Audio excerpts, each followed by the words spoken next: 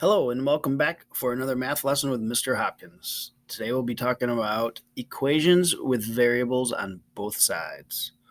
Um, Two things we may run into when solving equations is either identity or contradiction. When you have an identity, that means your equation will always be true. So if I find that, let's see here, get my pen. If I find that one side is the same as the other side, that's the identity. That means no matter what the value of x will be, your equation will be true. Now, on the other end of that, contradiction. That is something that is never true. That means there are no solutions.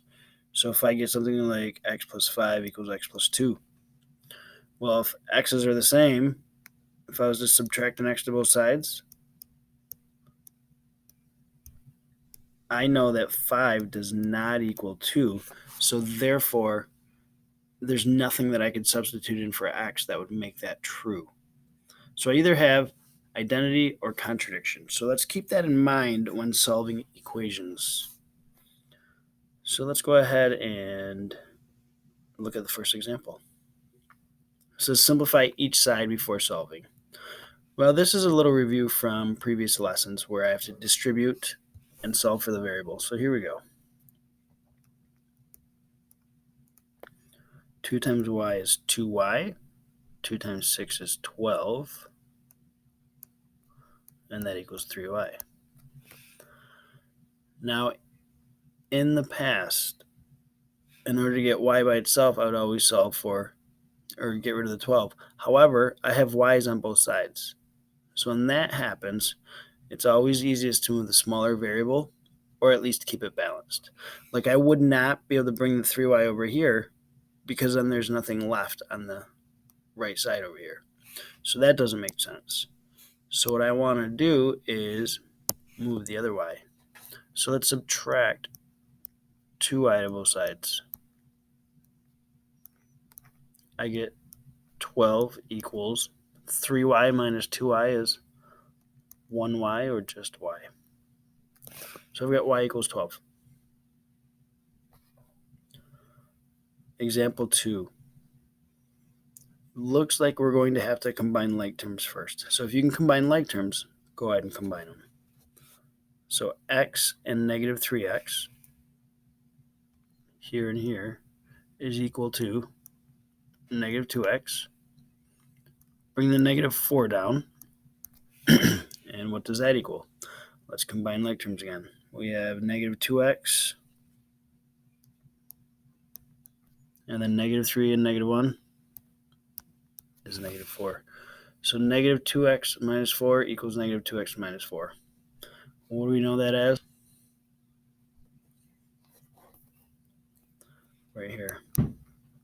Identity.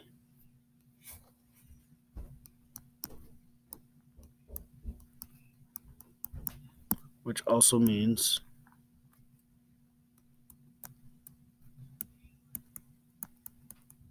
infinite solutions. So no matter what I put in for x, that's a true statement. And the last one. Let's distribute.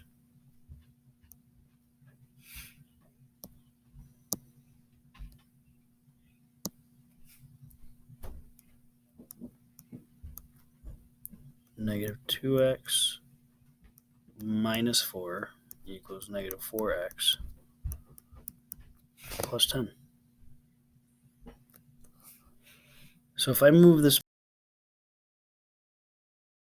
negative 2x, so if I add that to both sides, negative 2x plus 4x is 2x. That equals 10.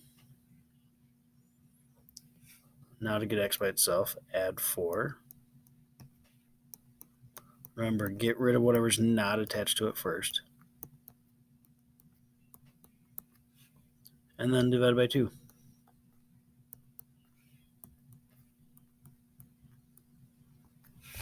x equals 7. So that is the lesson for 2-6. In the next lesson, we'll do the same thing, but we'll jump into some word problems. So hopefully this isn't too stressful. I know it's brand new, but let's chip away at it and do your best. If you have any questions, reach out.